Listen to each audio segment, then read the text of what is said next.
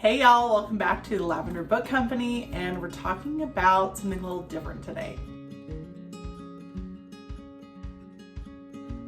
I'm Kat. I'm a children's book author and illustrator, and here at Lavender Book Company, I am very passionate about bringing classic feeling literature to the modern child. So I'm very inspired by classic children's books, but I'm giving them a little bit of a facelift for the modern child. So I'm just giving you a behind the scenes of creating children's books, what it's like to have a small business, and everything under that umbrella. So if that sounds interesting to you, go ahead and hit the subscribe button. I would love to have you around, and definitely smash the like button. It helps the algorithm gods be appeased. And let's go ahead and talk about something that may be a little controversial to some. So one of the things that I'm very passionate about when it comes to children's books is the writing that is done in the book. So before I started making my own children's books and I became a mom and I was looking for children's books to have like in my own home for my own kids, I would go to Barnes & Noble and I would look through a lot of like the modern stuff, and I just really can't stand the way a lot of the stuff is written nowadays. And to me, I just feel like it's talking down to the child, it's treating them like they're dumb. And I've tried to articulate this in a lot of different ways on social media, but I don't know if people really kind of grasp what I'm trying to say. So I stumbled across this reel, and I'll have it play for you in just a second, but it kind of just like triggered this whole thing where it was a great way for me to articulate what I've been saying about children's books. And yes, it is talking about speech, but I think they're definitely correlated. They're all tied in with each other, because language is it can be such a complex thing that when children are getting quality interactions with language through multiple different facets of their life, it's going to help them develop more words, more vocabulary, and help them be more articulate and then be better along than if they were not exposed to that kind of stuff. So let me go ahead and show you this one real quick so you guys can see it, and then we'll kind of jump into what I'm going to next. Good morning. Hi, baby. Are you ready to eat? Let's get dressed. Let's eat some eggs. Let's have some milk. Yeah. So if you guys have not heard of this before, it is called parentese, and it's a way of speaking to your kid where you're not dumbing things down, you're not making up little words, you're not making up fake things, you're not talking grammatically incorrect. All you're doing is you're basically kind of slowing down a little bit, but then you're also raising your pitch.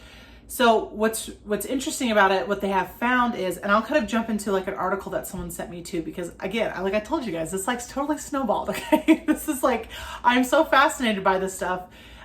Even when I took like a child development course, like in college, I find this stuff so fascinating. I find language so fascinating. I find the brain so fascinating. Anyway, even though you're still kind of raising your pitch a little bit to engage the child and to slow down so they can really understand you, you're speaking in correct terms. You're speaking in a grammatically correct format, and you're using your normal vocabulary like you would at any time. And I'm a big proponent on this because I understand that baby talk comes from a place of like adoration. Like people talk to babies in baby talk because they find them really cute and they just want to engage with them. And I understand it comes from a place of love. And I'm not saying that there's anything inherently wrong with baby talk, but I think when you think you're actually doing a service to your child by helping them to be engaged, you're actually doing them a huge disservice later down the line, because the entire time they've only been exposed to this baby talk. So when it comes time for them to actually formulate sentences and to use words and try to be grammatically correct, they don't really have a huge reference point, where if you were to speak to them in this parentese format, then they have all these reference points. That's what they've been listening to. So after I posted my reaction to that reel, because I kind of stitched it and I kind of talked about it, because I feel the same way about children's books. I think the writing is very important, because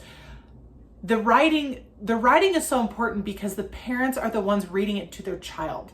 So you want to make it engaging enough so the child is really interested in the storyline, but I don't like when people dumb down the words, because then it's doing a disservice to the child. Once I stitched the reel, I had one of my followers reach out to me through the comments, and she's actually a speech therapist. So See how we start going down a little rabbit hole. And I was so interested. So she reached out and she said, she was like, I totally agree. There's like a whole science to it and everything. So I told her, well, let me DM you, because this is going to be more of a conversation for like the DMs versus like the comment section. And so she was so sweet. She sent me like a long DM. She took some time to send me a DM. Then she was like, oh, there's this article I think you'd find really interesting. So she sent me the article, and it is so fascinating. So I'm going to have it linked down below if you want to read through it yourself. She sent me this article from Washington EDU, and it's called Not Just Baby Talk. Parentese helps babies make conversation and boost language development. So it's a very interesting article. It's not very long. So if you're interested, just follow it down below. I'll have it down below. So I'm just going to read a couple excerpts from this article that I found really interesting. And I would definitely read it because they mentioned like a whole study that was done that I thought was just so fascinating. It was, I'm like a sucker for all this stuff. Parentese is not what we often call baby talk, which is generally a mashup of silly sounds and nonsense words. Instead is a fully grammatical speech that involves real words, elongated vowels with exaggerated tones of voice, spoken directly to the child. It sounds happy and engaged. It helps infants tune in socially to their parents and respond, even if only through babbling. So it helps with the conversational aspect of kids. So even when kids kind of babble back, I love when they're in that age, when they start to like babble back to when you're talking to them. And then you're like, oh, really? No way. You know, and then you kind of have this like conversation back and forth, even though they're just babbling kind of nonsense words to you, but it makes sense to them. So it all helps within that dialect. So, and reading is so important. And reading has been shown to dramatically improve a child's like vocabulary skills, like grammar, everything like that. And with reading, it really helps engage a child as well because of the pictures and with the whole storyline. It's a great way to expose your kids to more words. And so this is why I'm so very passionate about making sure books are not dumbed down for kids. I'm a firm believer in doing to your kids what you'd want done to yourself, just like with anyone else. And I've explained this before to people where if I didn't know about a subject, like if I didn't know about something medical, like surgery or something, and someone was going to explain it to me, I wouldn't appreciate if someone looked at me and was like, you're going to take the scalpel wapple and you're going to put it in your hand, you know, and just like treat me like that versus like, okay, I'm not dumb. I just don't know yet. So just simplify it down and explain it to me in a way that I can understand it, but I'm not stupid. And so that to me is why I'm so passionate about the children's books not having that language in them. Now, before anyone says anything, before anyone comes at me down in the comments, okay, silly books are totally fine. Silly books are totally fine to have in your home. There is nothing inherently wrong with them, and that is not what I'm saying. We own silly books. We own silly books. We love silly books. We read them. We enjoy them. It is just a portion of what we actually have in our full library. It's not the bulk of what we own. It's not the bulk of what we read. I'm a huge proponent on moderation, and I know that's not a big like clickbaity thing. I know that's not like anything crazy. Okay, I'm not a rage baiter by any means. I understand how when someone gets online, they say they live their life in moderation. That's a very like blasé thing because there's no like rage bait to that. So, but that's genuinely how I try to live my life. I try to live my life in moderation. There's nothing wrong with having silly books and enjoying them with your kids, but it's not the majority of what we read to our kids. And just the same as anything else, it's totally fine to turn on some reality TV every once in a while for yourself, okay? But it can't be the only thing I ever watch. Sometimes I need some quality content, you know what I'm saying? So that's how it is with the kids. And something else that this one follower and I kind of talked about was she's a huge lover of Charlotte Mason. Now, if no one has heard of Charlotte Mason, she was like an educator a while back, and she had a very wonderful view on children. And while I don't agree with every single thing that she thought, the majority of what she has, I loved her theory on kids, where she really believed that kids were their own people and they deserved like the highest quality that they could get. And so it was never about like dumbing down for the child. It was definitely like giving your child like as much access to like education as possible, but giving them like the best education that you can. And I just really appreciate the way she views kids because it really aligns with how I view children. And so I really view my kids as like their own people. My goal in this life is to help my kids out as much as I can. And that's just me doing the best of my abilities with my kids. And I have never appreciated people like treating kids like they're stupid. There's a huge difference in understanding that kids just don't know yet and that you just have to simplify things down, but also treating them with respect and talking to them that way versus treating them like they're stupid and that they just don't know anything at all and they're just not smart enough to understand. There's a huge difference there and there's a huge gap there. And that's why I'm so passionate about modern day children's literature. And I feel like we really have stepped away from what kids deserve. Now, I don't think that all modern day literature needs to look exactly like the classics, right? The classics are classic for a reason. They were in their time period for a reason. But like I said before, what I'm trying to do is I'm trying to kind of give an ode to those classics, but also facelifting them up for the modern kid. The modern children deserve their own classics to enjoy, right?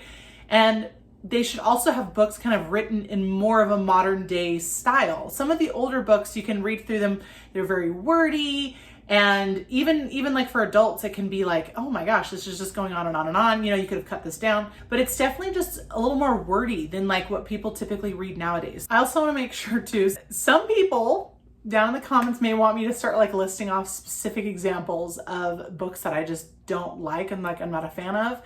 And I try to be really careful not to like bash any other children's book authors or illustrators. I mean, we all have our personal taste, and so that's why I try to keep it kind of general. I really don't list off a ton of books that I just don't really like. I mean, people know my my opinion on Harold and the Purple Crayon.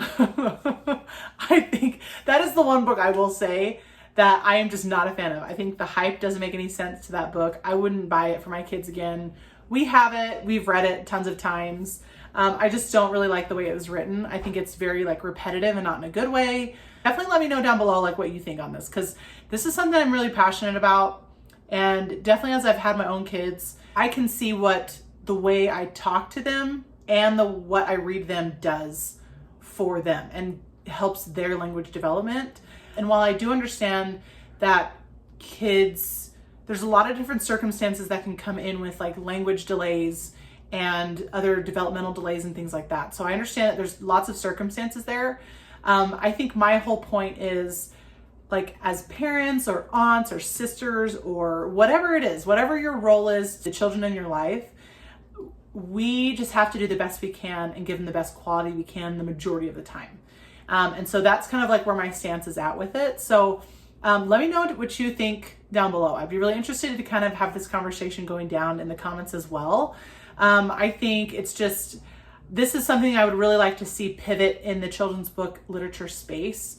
I think if anything, I think the writing needs to be developed better. And I think the illustrations are not my favorite either, but I feel like that's a topic for another time. That's like a totally different ball game. So let me know what you think down below. I hope you guys enjoyed. I hope we get a conversation going in the comments because I'd be really interested to hear what you guys think.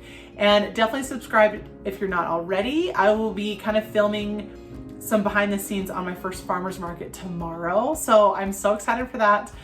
So that will be coming up soon. So definitely subscribe if you haven't already. Hit the like button. It really helps me out. And I will see you guys in the next one. Bye.